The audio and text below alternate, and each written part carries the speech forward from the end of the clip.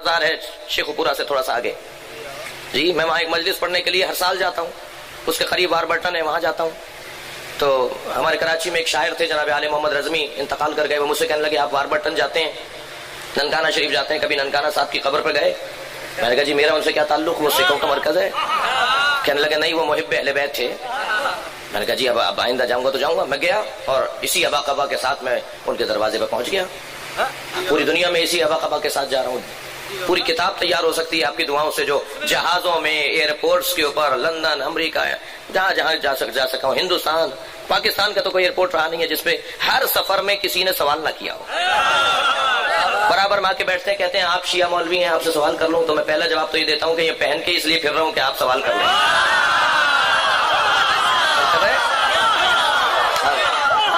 ہمارے بارے میں خود سے فیصلے کرتے ہیں، ہم سے نہیں پوچھتے کہ بھئی آپ کا مسئلہ ایسا کیوں ہے۔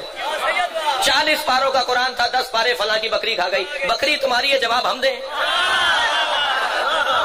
ہمارا اس بکری سے کیا تعلق جو قرآن کھا جاتی ہے؟ اور کر رہے ہیں آپ؟ طرح طرح کی باتیں۔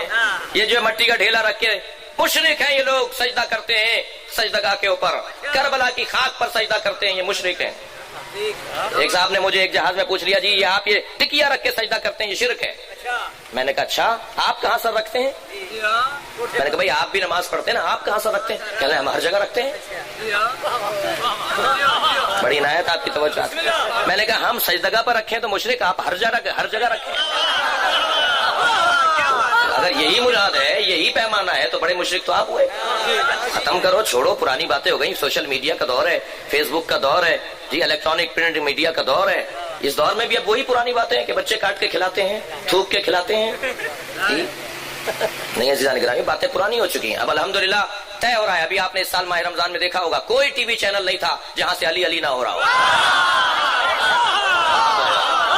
یہ جن کی تمنائیں تھی نا کہ یہ مجلسوں کو بند کروائیں، کتنی بڑی تعداد میں، وہ جو خیرپور سندھ کا ایک شخص تھا جو پلاٹ کے جھگڑے میں مارا گیا جی، اس کے کلپس موجود ہیں۔ وہ کہتا تھا میں جب تک روڈوں پہ سے جلوس بند نہیں کرواؤں گا، یہ شاہراہوں پہ ماتم ہو رہا ہے، میں جب تک نہیں رکواؤں گا میں اپنی تحریک ختم نہیں کروں گا۔ وہ خود منو مٹی کے نیچے جانور اسے کھا رہے ہیں، لیکن مجلس آج بھی چوک پر ہو رہی ہے۔ اور جو لوگ روڈوں پر، چوکوں پر، امام بارگاہوں میں مجلس بند کروانا چاہ رہے تھے نا، آج ٹی وی چینلوں پر مجلس ہو رہی ہے۔ یہ کیوں؟ یہ آپ کی محنت ہے، یہ آپ کا مسلسل جہاد ہے، یہ آپ کا مسلسل خرچہ کرنا ہے، یہ مسلسل آپ کی قربانیاں دینا ہے۔ یہ مسلسل جنازے اٹھائے نا ہم نے، اب بھی اٹھا رہے ہیں۔ میں کل پارا چنار میں تھا، اس دھرنے کے اندر ہم موجود تھے، جو کچھ ہوا جو آپ سب نے دیکھا ہے جی۔ کتنی قربانی دی ہے پارا چنار کے مومنین نے۔ آج مجھے بڑی تکلیف ہوئی ہے، اور یہ جان مقبول ایک صحافی ہے، اس نے ابھی کوئی بیان چلایا ہے کہ جی مختلف ایجنسیوں میں اور شمالی وزیرستان میں جب آپریشن ہو رہا تھا تو یہ لوگ خوش تھے، اب پارا چنار میں آپریشن ہو رہا ہے تو یہ ماتم کر رہے ہیں اور شام غریبہ منا رہے ہیں۔ یہ اس کا بیان ہے آج کا۔ ہم نے پارا چنار کے آپریشن پہ تو بات ہی نہیں کی ہے۔ پارا چنار میں آپریشن کرتے کیوں نہیں ہو؟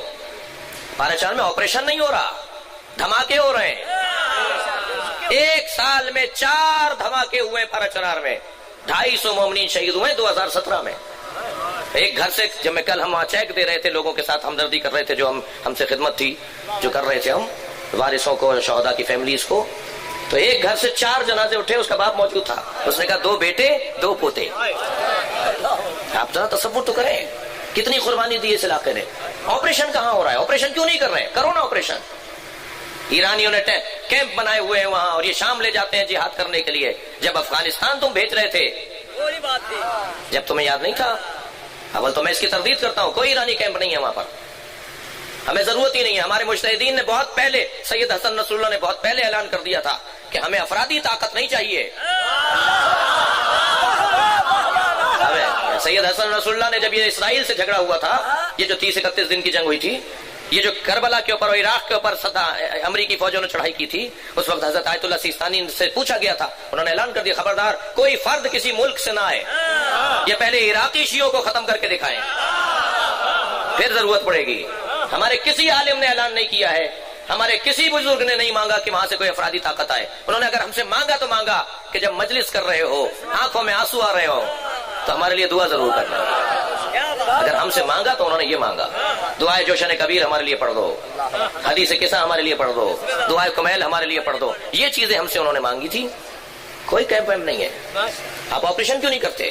لیکن اتنا میں آپ کو عزیز و عرض کرتا ہوں آگے بڑھوں کہ یہ جو ماحول ہے نا پاکستان کا, اس ماحول میں جتنی سمجھداری کا ثبوت آپ شیعہ نے حیدر کرار نے دیا ہے, جو حکمران طبقہ, جو سیاستدان طبقہ, جو مسلسل بڑے فورموں پر اور صاحبان اختیار منصبوں پر اور کرسیوں پر بیٹھنے والے لوگ ہیں, وہ اس بات کو مانتے ہیں. نہیں مانتے تو ماننا ہوگا. شریف ترین قوم, سمجھدار ترین قوم, ہوشیار ترین قوم. مجلس میں ہمارے راجہ صاحب تشریف فرما ہو رہے ہیں.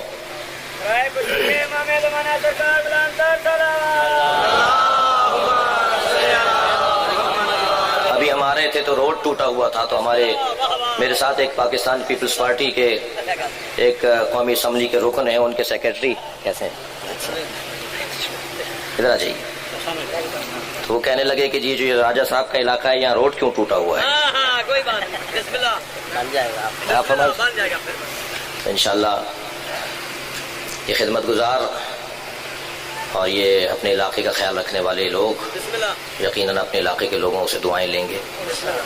ہماری تصویر اوروں سے بہت بہتر ہے. اس دفعہ پیپل پارٹی کا نہیں ہے, نون کا ہے. جی مجھے بتایا, یہ جواب دیا مجھے, انہوں نے جواب دیا. جی تو یہ مجلس میں میرا, آپ کا, راجہ صاحب کا, کسی کا آنا مجلس پہ احسان نہیں ہے. تھوڑا سا ہاں ہوں کریں میرے ساتھ. یہ مجلس کا ہم پر احسان ہے کہ اس نے ہمیں عزت دی. یہ امام حسین,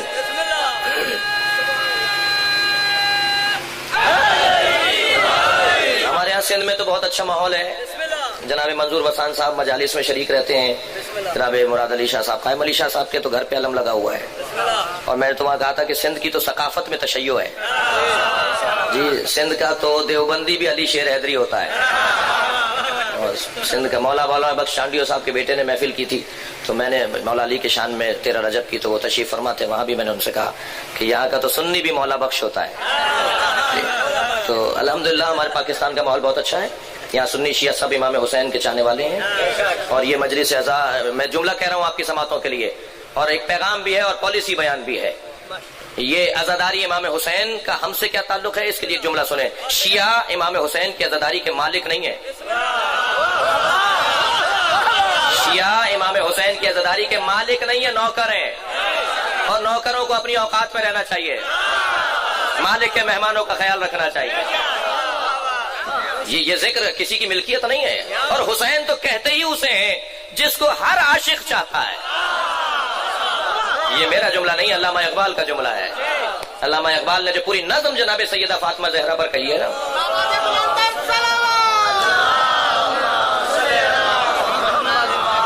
علامہ اقبال کی پوری نظم میں نہیں سنانے جا رہا, لیکن پورا قصیدہ ہے فارسی میں علامہ اقبال کا بی بی فاطمہ زہرا کے اوپر سلام اللہ علیہا. وہ فرماتے ہیں کہ مادر آن مرکز پرکار عشق, یہ اس حسین کی ماں ہے جو ہر عشق کے دائرے کا مرکز ہے. اور کر رہے ہیں مادر آن مرکز پرکار عشق, مادر آن کاروان سالار عشق, ہر کاروان عشق کا سالار حسین. جملہ سنیں گے. ہماری تصویر دوسروں سے بہت بہتر ہے.